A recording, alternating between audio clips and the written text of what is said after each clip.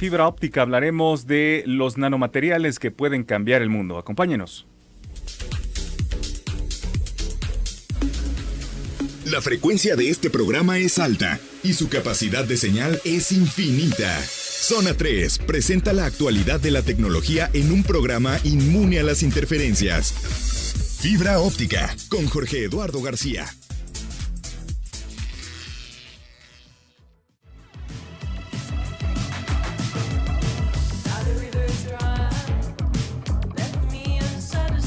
¿Qué tal? ¿Cómo están? Bienvenidos a Fibra Óptica. Me da mucho gusto saludarles. Soy Jorge Eduardo García. Les invito a que se queden en la frecuencia 91.5 FM.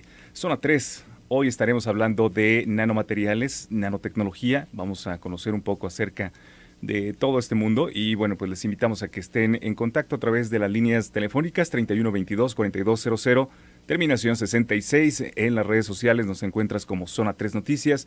Y en el WhatsApp a través del 33 18 80 76 41. Saludo con mucho gusto a nuestros invitados aquí en el estudio. Alejandro Altamirano Gutiérrez, investigador profesor del Departamento del Agua del Cutonalá de la UDG. ¿Cómo estás, Alejandro? Muy bien, gracias. Buenas tardes. Y nos acompaña Stuart Santos Arce, doctorado en procesamiento de imágenes de percepción remota, docente también de las materias de robótica y control digital de la UNIVA. Bienvenido, Stuart.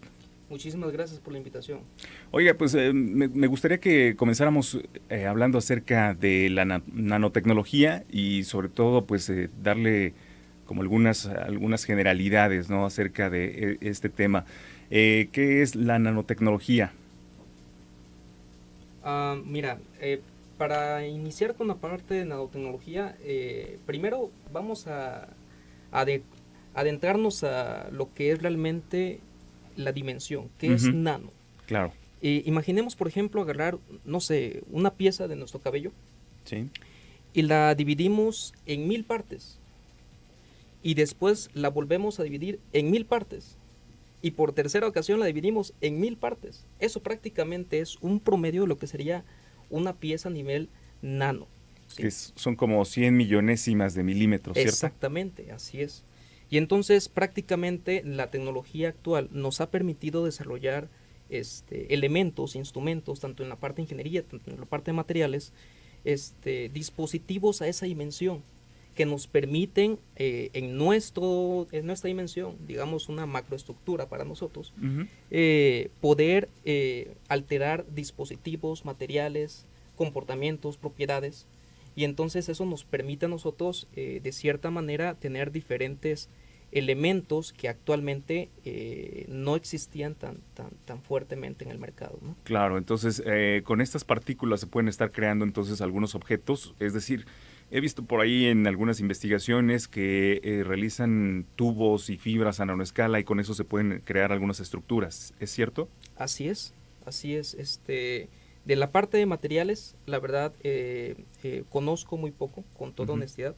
Sin embargo, en la parte de ingeniería sí conozco un poco más sobre el tema de nanotecnología. Correcto. Realmente la palabra nano, nanómetro, por decirlo así, se empieza a investigar como desde los 1950. Se empiezan a tener bastantes avances, pero lamentablemente en aquel entonces no era tan fácil crear dispositivos a esa escala. Y pues de cierta manera se ha trazado, pero afortunadamente estamos en una época en la cual es posible mejorar cada uno de los materiales y todavía irnos a dimensiones un poquito más pequeñas. Más pequeñas todavía. Eso. Increíble, ¿no? Y bueno, entiendo que la electrónica también se ha beneficiado con todos estos avances. ¿Qué otras aplicaciones tienen los nanomateriales o la nanotecnología? Sí, como en las cuestiones de aplicaciones, por ejemplo, actualmente en lo que es la electrónica, se tienen, por ejemplo, un ejemplo muy importante que todo el mundo conocemos, es, por ejemplo, los dispositivos de lectores de CD. Esos lectores de CD trabajan con piezas a nivel nanométrica, ¿sí?, de cierto tipo de materiales y composiciones, principalmente materiales nanoestructurados que tienen propiedades magnéticas y ópticas, de tal manera que esos sensores de lectura, ¿sí?, prácticamente es a través de un láser, ¿sí?, y esas propiedades, esos materiales nos hacen guardar infinidad de información, como conocemos los bytes, los megabytes, gigabytes, ¿sí? Y de esta manera nosotros, a través de lo que es la computadora, la laptop, el iPhone, podemos ver precisamente todo ese tipo de información a través de esa tecnología. Igual vía satelital. Los satélites ocupan nanomateriales para hacer las transmisiones de este tipo de señales, que son ondas electromagnéticas que viajan a la velocidad de la luz, y tenemos velocidades altas de procesamiento de datos gracias a estos dispositivos y nanomateriales, que en los proyectos de investigación principalmente se desarrollan materiales a nivel nanométrico, y pueden ser bimetálicos, trimetálicos, ¿sí? Inclusive dentro de lo que es la ciencia de los materiales a nivel ingeniería y de la aplicación, hay aplicaciones también a nivel industrial, que son sensores, por ejemplo, de proximidad, sensores de movimiento que conocemos y que revolucionan prácticamente nuestra vida cotidiana como seres humanos, y que podemos utilizar y los podemos ahora sí que ser tangibles, ese tipo de tecnologías, y aplicar para un desarrollo y una confort de nuestra vida cotidiana. ¿En qué fase se podría catalogar esta investigación? ¿Ya es una ciencia que ha avanzado bastante, o sea, ya tiene una madurez, o todavía hay mucho por investigar y por descubrir? Pues mira, yo pensaría que realmente todavía nos queda mucho camino por recorrer. La tecnología realmente ha avanzado. Si tú volteas hacia atrás, digamos, desde la primera computadora a la fecha, realmente ha pasado muy poco tiempo, ¿no? Y entonces, el primer equipo computacional que tenía el tamaño de una habitación, comparado con el equipo que ahora podemos tener prácticamente en las manos, que es el celular, es prácticamente una mini computadora, de cierta manera. Todavía estamos en ese lapso en el cual las cosas pudieran evolucionar todavía más. En la parte de la nanodimensión, somos muy inexpertos, con toda honestidad. Se sigue avanzando mucho, y muchas de las estructuras que actualmente existen, como son el grafeno, las nanocelulosas, nanotubos de carbono, etcétera, son de cierta manera descubrimientos relativamente recientes. Digo relativamente porque algunos ya llevan desde 1950, 1970 a la fecha, ¿no? Pero aún así las propiedades o dónde se puede aplicar no está del todo tan definido. O sea, hay algunos elementos en los cuales se puede aplicar sin problema, que ya se tiene demostrado que de cierta manera genera algunos beneficios, pero no necesariamente en todos los panoramas. Y en nuestro país, ¿cómo está la investigación? O sea, ¿sí hay gente, sí hay equipos de trabajo, investigadores que estén trabajando en esta nanotecnología? Sí, por ejemplo, tenemos en nuestro país instituciones como es el CIMBESTAP y la UNAM, Sí. que prácticamente llevan la vanguardia de lo que es desarrollo de materiales a nivel tanto científico como a nivel de industria, de las aplicaciones. Un ejemplo es el desarrollo de celdas solares, ¿sí? En el cual son materiales semiconductores, es decir, es un material conductor y un material aislante. Se mezclan esas propiedades y tenemos un híbrido, una mezcla de ambos. Este tipo de materiales lo que hacen en las investigaciones en proyectos en México, como son estas instituciones, hacen la caracterización y la síntesis de esos nuevos materiales, que son nanomateriales. Y las técnicas de caracterización que sí se tiene infraestructura es microscopía electrónica de barrido, difracción de rayos X, que efectivamente, ¿qué nos interesa conocer? Pues sus propiedades tanto físicas como químicas. Por ejemplo, físicas, necesitamos saber la forma que tiene ese material sintetizado o procesado o fabricado, y de esta manera, con ese tipo de técnicas que son físico-químicas, podemos ver cómo está nuestro material y cómo se comporta. Hay estructuras también del tipo cristalográficas, en el cual con técnicas de difracción podemos ir viendo inclusive el arreglo de átomos, ¿no? Hasta esa dimensión ya se tiene conocimiento aquí en México y en el extranjero con mayor razón. Y estas técnicas nos ayudan precisamente a nosotros en el laboratorio, desde el punto de vista químico y físico, evaluar estos materiales y caracterizarlos para ir conociendo el estudio de estas propiedades. ¿Para qué nos sirven? Tanto propiedades ópticas, eléctricas, magnéticas, químicas, físicas. Entonces todo este tipo de información la juntamos y direccionamos, bueno, ¿qué tipo de aplicación tienen? Entonces, sacamos precisamente hacia dónde queremos aplicar algún material. Exactamente, puede ser en la industria electrónica, en la medicina, en fin, hay muchísimas aplicaciones, ¿no? Estaba viendo que hasta cosméticas ya se está viendo por ahí algunas propiedades. ¿Qué les parece si hacemos una pausa y seguimos hablando del tema? Les recordamos que tenemos a su disposición nuestra línea WhatsApp, que es el 33 18 80 76 41, para que nos hagan llegar también sus preguntas y comentarios. Y las vías de contacto telefónico 3122-4200, 3122-4266. Regresamos. Escucha y decide. Zona 3, 91.5 FM.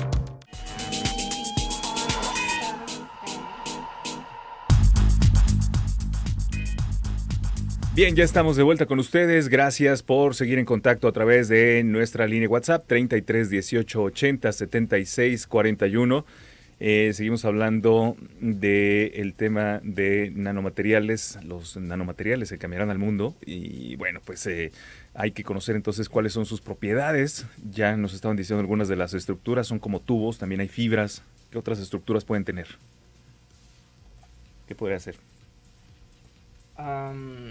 Hay algunos materiales que se han desarrollado, la gran mayoría tienen formas hexagonales, formas de cristales en ocasiones, algunas formas esféricas.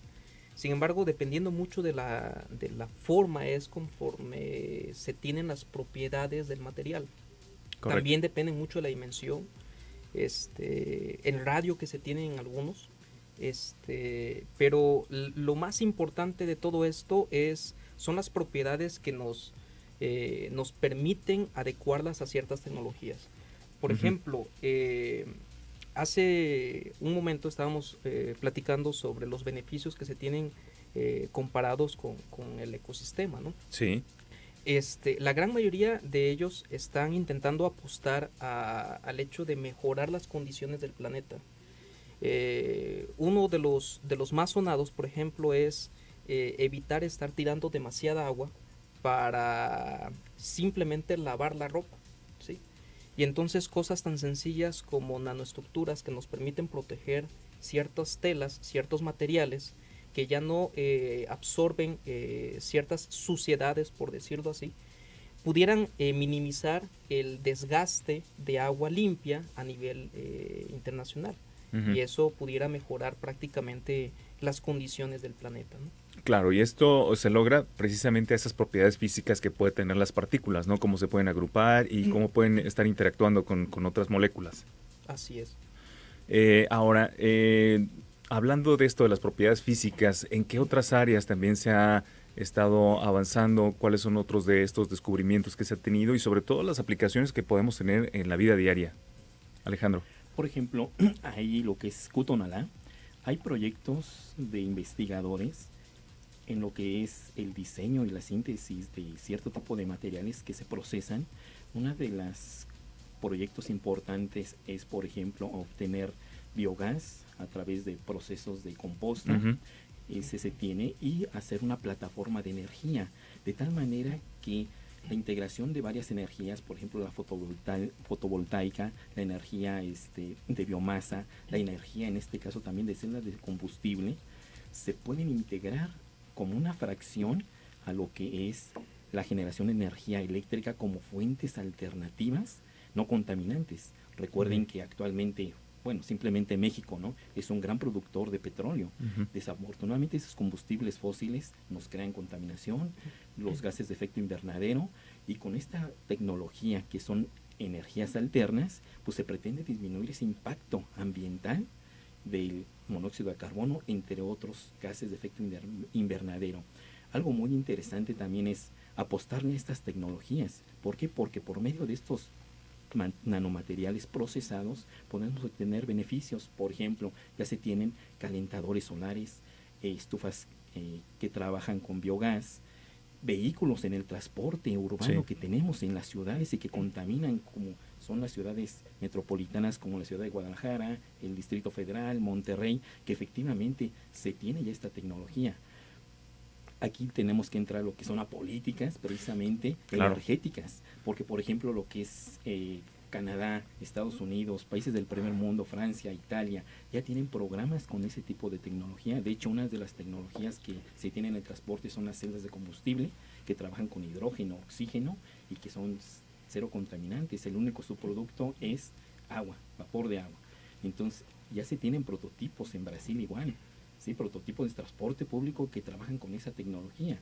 Entonces, aquí se pretende en México desarrollar precisamente ese tipo de, se puede decir que de integración de varias energías para precisamente tener un menor impacto ambiental, ¿verdad? Yo creo que ese es un beneficio interesante para la sociedad. Claro, y se está trabajando también en conjunto, por ejemplo, las universidades con la iniciativa privada para lograr ese objetivo. Es decir, por ejemplo, he sabido de algunas investigaciones que están haciendo ahí en Sinvestab, pero que en algunas ocasiones está como muy desconectado de lo que está pidiendo el mercado o no se tiene todo ese contacto que pueda tener un empresario, ¿no?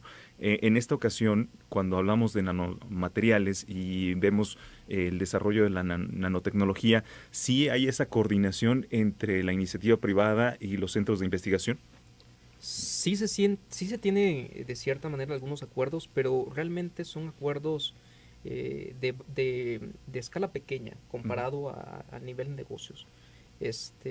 Yo conozco algunos acuerdos que se tienen entre el Sinvestab y precisamente algunas dependencias que existen aquí, Intel, IBM, Flextronics, Oracle, etcétera.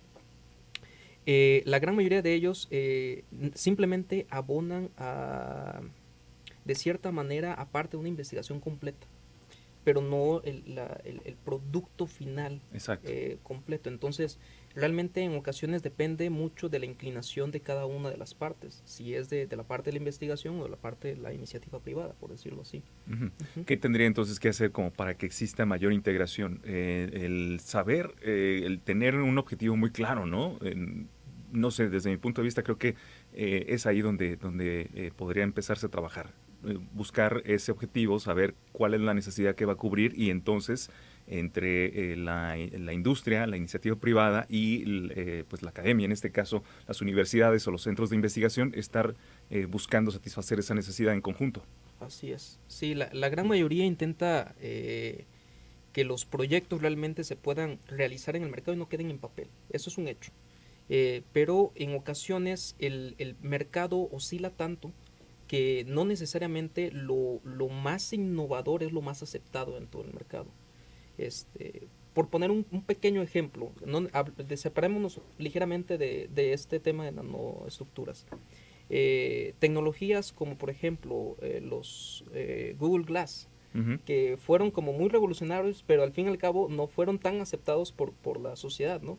Y en principio prometían demasiado, pero aún así no lograron incorporarse a lo que la sociedad necesitaba o requería o en su momento tenía como visión sobre parte de tecnología, ¿no? Claro, se elevaron bastante las expectativas, ¿no? Sobre todo con las posibilidades que nos podrían ofrecer estos dispositivos, los wearables, y en particular ese de Google. Y bueno, también yo siento que el costo, ¿no? El costo también. Fue un impedimento y la integración a la tecnología que había en ese momento. Sí, de hecho, ahora que mencionas precisamente lo del costo, precisamente uno de los inconvenientes que se tienen en la gran mayoría de las nanoestructuras, la nanotecnología como tal, no es tan sencilla de realizarlo económicamente hablando. Muchas de ellas sí son sencillas, como la nanocelulosa, que es prácticamente hacerlo a través de algas, plantas, vegetación en general. Pero hay algunas que sí son muy complicadas y económicamente no son tan aceptadas para que la sociedad las pueda alcanzar, pues. Son bastante costosas en algunas ocasiones. Pero la ventaja es que muchas de ellas intentan apostar a que el mismo ecosistema se vea beneficiado, lo que mencionaba hace un momento. Un caso muy particular que te puedo yo comentar. Más o menos, ¿cuánto tiempo de vida le consideras que tiene un celular tradicional? ¿Uno como 2 años? No, quizás un poco más, ¿no? Pero aquí tenemos un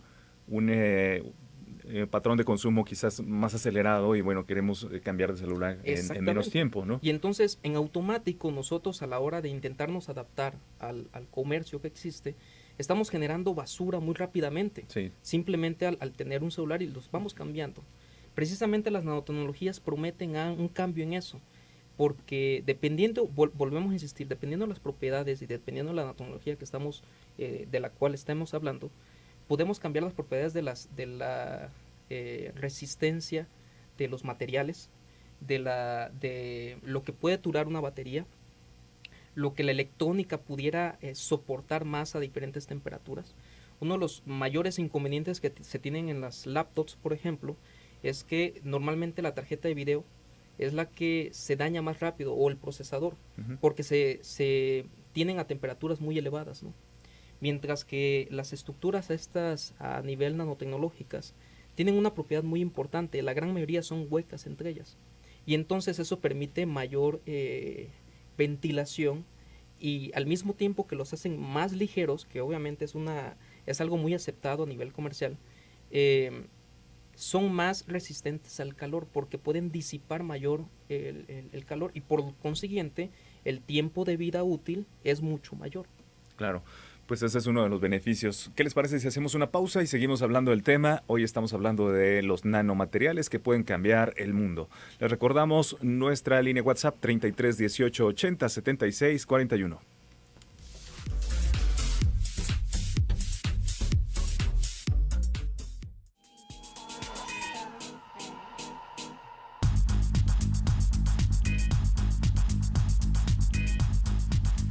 Bien, estamos de regreso. Gracias por seguir en sintonía. Les recordamos nuestra línea WhatsApp 33 18 80 76 41 para que nos hagan llegar sus comentarios.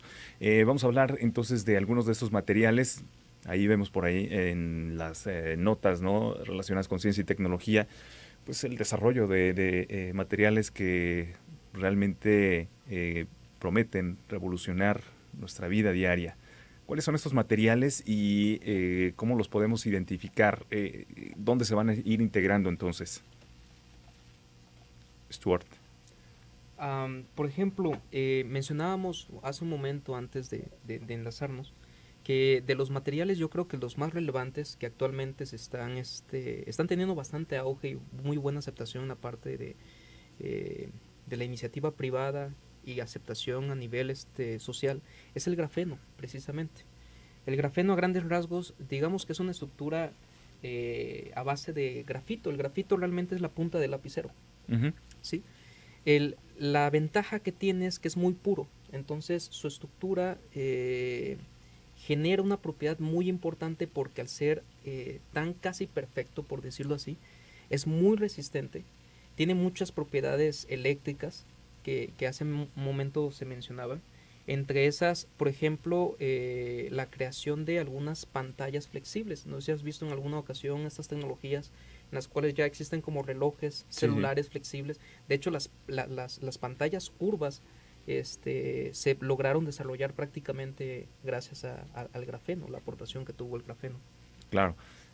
También hay algunas aplicaciones, por ejemplo, en medicina, ¿no? La liberación de algunos fármacos y que precisamente por estar así como nanopartículas pueden llegar hasta a las células y estar liberando de manera continua pues los componentes de la medicina. Entonces vemos que hay muchísimas aplicaciones y son también parte de estas estructuras, ¿no?, que les permiten el alcanzar estas dimensiones tan pequeñas, llegar justamente hasta las células y ser absorbidos. Así es.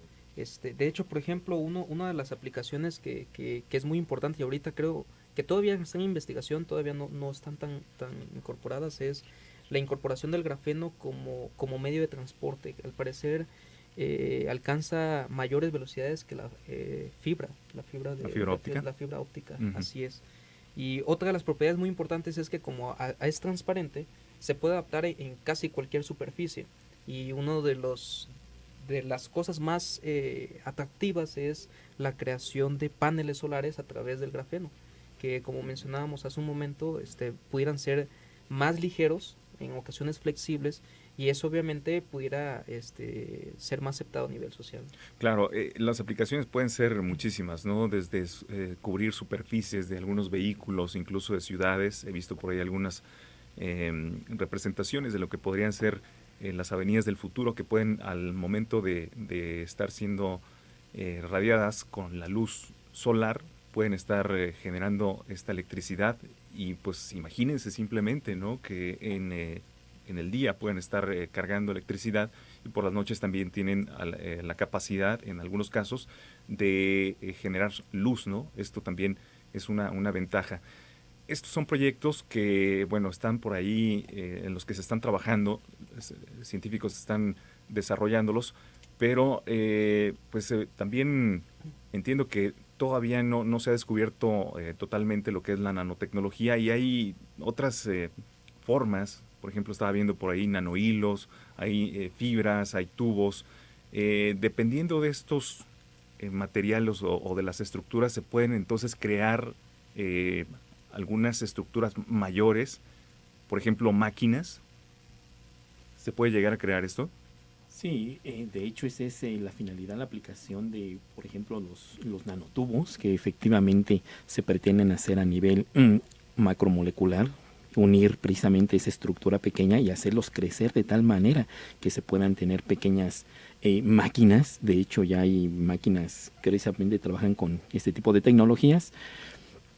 Y a su vez, ¿no?, igual las aplicaciones que se tienen, por ejemplo, comentabas en la medicina, uno de los materiales es la hidroxipatita, ¿sí?, que ahorita está en auge también en cuestiones médicas, y que pretenden sustituir lo que son fracturas de hueso y reconstruir precisamente ese tipo de tejido tan muy complejo que existe, porque todo lo que conlleva, lo que es ahora sí que la fisiología, la bioquímica, el transporte de iones, de moléculas orgánicas en el organismo, y precisamente esa es una de las aplicaciones.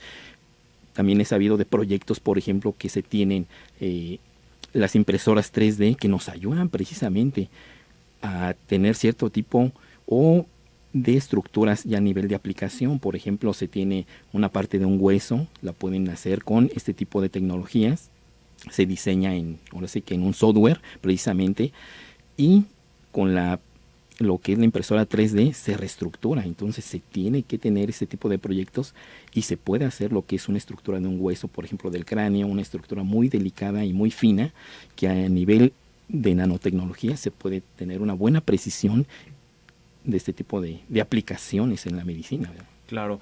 Veíamos también los nanopolvos o nanopartículas, y hace rato mencionaba yo que, bueno, también la industria cosmética está viendo una aplicación con todo esto. Sobre todo he visto en protectores solares. Tengo entendido que son partículas de titanio las que se están generando, y son como prácticamente es una capa, ¿no?, que al momento de estarla aplicando en la piel, protege las células de la piel. Es como si la reflejara, como si tuviera, como si se pusiera plástico o algún otro material reflejante. Sí, así es. Uno de las tecnologías más acercadas a la parte de la cosmética, el área cosmética en general, es la nanocelulosa, si no mal recuerdo. Adicional a lo que mencionaba hace un momento, no solamente las estructuras duras son las más realizadas por la nanotecnología, también las más flexibles. Y precisamente con nanocelulosa es posible en ocasiones diseñar tejidos para la piel. Uh-huh. Y esos tendrían diferentes propiedades. Por ejemplo, son flexibles y al mismo tiempo son resistentes. Y eso obviamente abona muchísimo también a la medicina. Y ya no nos centraríamos solamente en reconstrucción de huesos, uh-huh, sino también en la reconstrucción de prácticamente materiales como tejido delicados para nuestro organismo, que en ocasiones no son tan vitales, pero sí son de gran importancia para tener una buena salud. Bien, vamos a una pausa y seguimos hablando acerca de este tema. Les recordamos entonces, para que ustedes estén en contacto, nuestra línea WhatsApp 33 18 80 76 41. Regresamos después de este corte.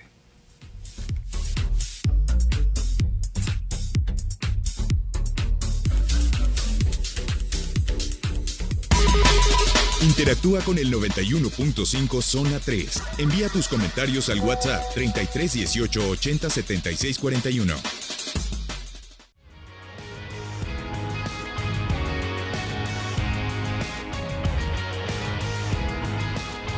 Bien, estamos de regreso ya en el último segmento del programa y seguimos platicando con Alejandro Altamirano Gutiérrez, profesor investigador del Departamento del Agua del Cutonalá de la UDG, y también con Stuart Santos Arce, docente de las materias de robótica y control digital en la UNIVA. Y estamos hablando de los nanomateriales que pueden cambiar el mundo. Ya algunos de ellos, como lo hemos mencionado, pues están prácticamente en el mercado, ¿no? Son productos innovadores.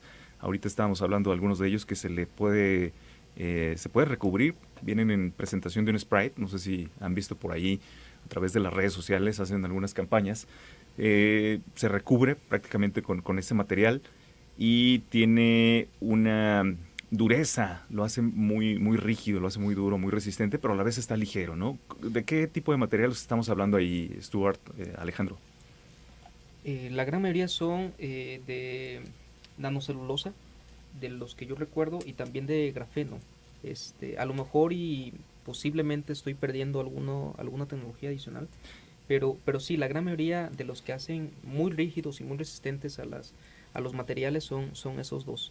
Sin embargo, no son los únicos que existen. O sea, realmente existen algunos otros materiales en los cuales, por ejemplo, podemos tener diferentes propiedades a través de la luz. Por ejemplo, lo que son los puntos cuánticos. Uh-huh. Entre los puntos cuánticos, a grandes rasgos, la intención principal es percibir la gran mayoría de energía electromagnética.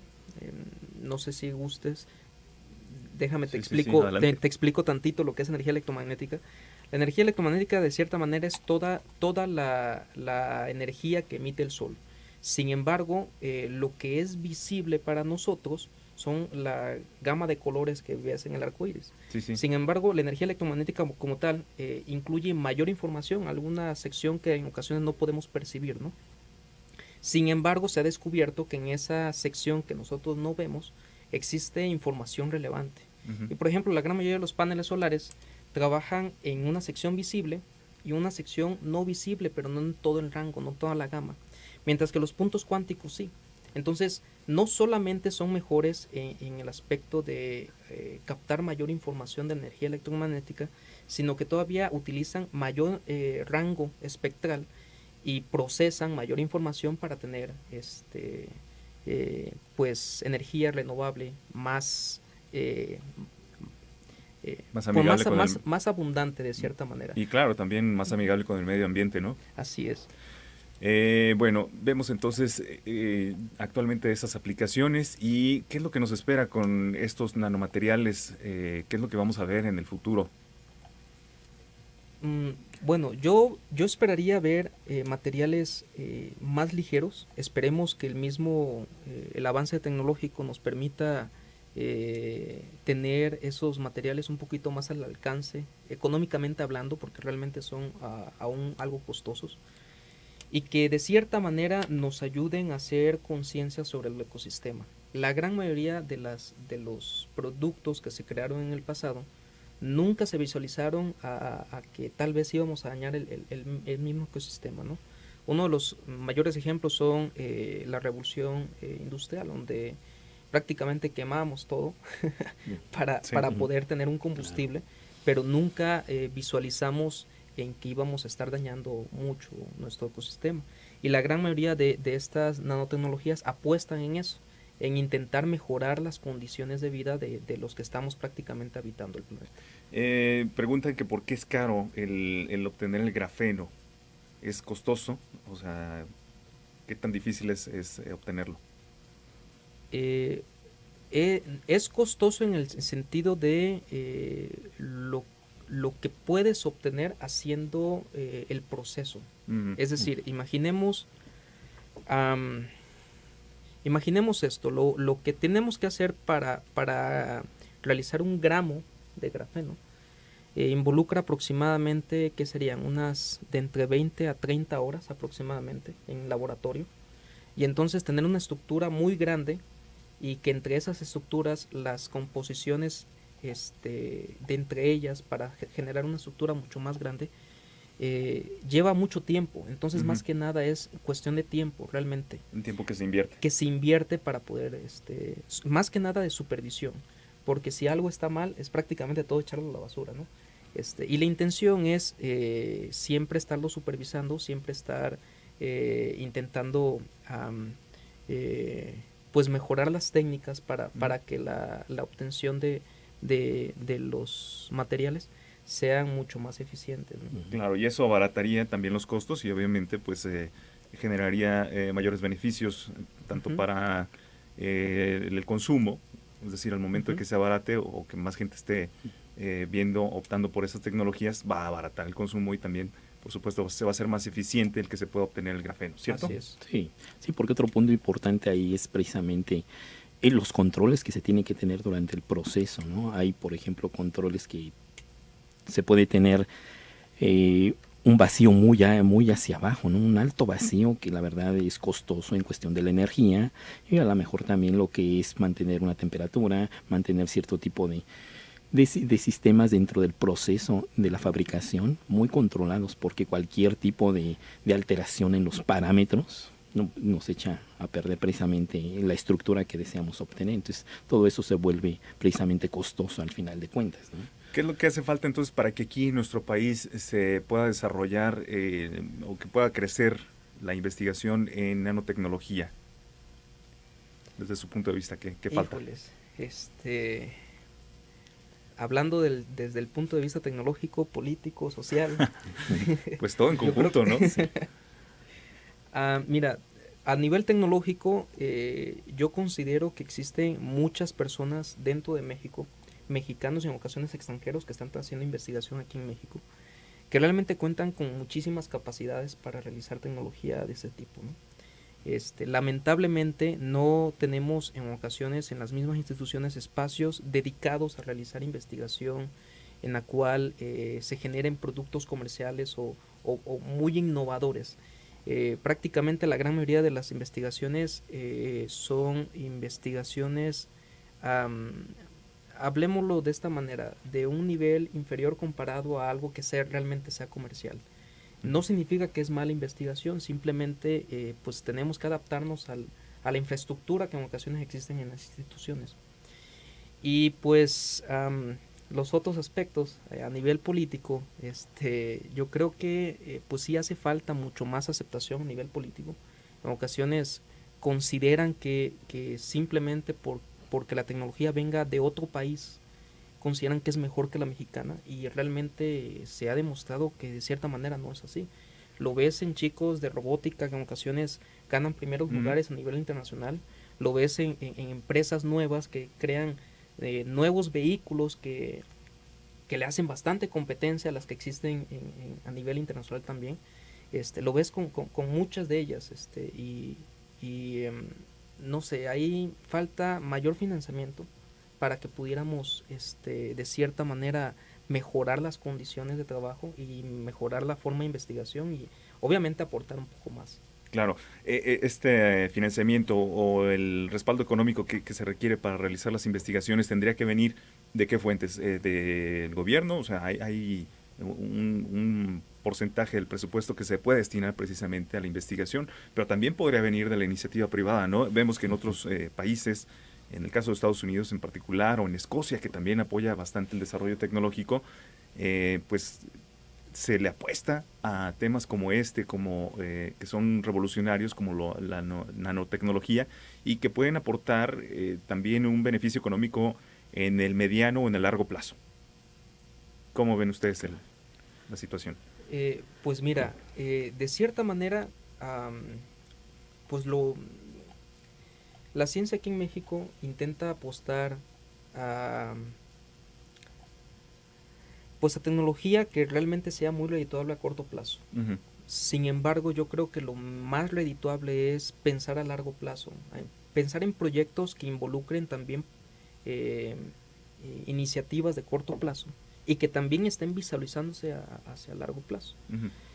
Casos de esos, por ejemplo, aquí en Jalisco en particular, tenemos las temáticas de Smart Cities, tenemos las temáticas de aeroespacial, tenemos las temáticas de comunicaciones, telecomunicaciones. Se siguen avanzando a nivel nacional, tienen mucho impacto, a nivel Jalisco también. Sin embargo, la gran mayoría de los proyectos están visualizados a corto plazo. Los ejemplos que tú mencionas efectivamente están hacia largo plazo, pero la iniciativa viene por parte del gobierno, ¿no? O sea, Sí. ya la gran mayoría es compromiso entre todas las instituciones que están dentro del país. Y aquí, pues digamos que de cierta manera viene encaminado por quienes están interesados en que el tema se continúe, ¿no? Correcto. Oigan, pues yo les agradezco que hayan venido aquí al estudio a platicar acerca del tema. ¿Y hay alguna manera de estar en contacto con ustedes? ¿Podemos seguir la conversación en algún lado? Sí, yo creo Sí, sin sí. problema. Te dejo si quieres mis datos. Adelante. Para la gente que pueda estar interesada. Ok, mi correo electrónico, pues es un poco difícil. Es stuart.santos@ieee.org. Ujú. ¿Y el Mi tuyo, correo Alejandro? es alexalgtz@hotmail.com. Perfecto, pues gracias por venir aquí al programa y bueno, gracias también a ustedes por su sintonía. Se nos agotó el tiempo y los dejamos ahora con la tercera emisión de Zona 3 Noticias. Mañana en punto de las 5 nos escuchamos de nuevo. Pásenla bien. Buenas tardes.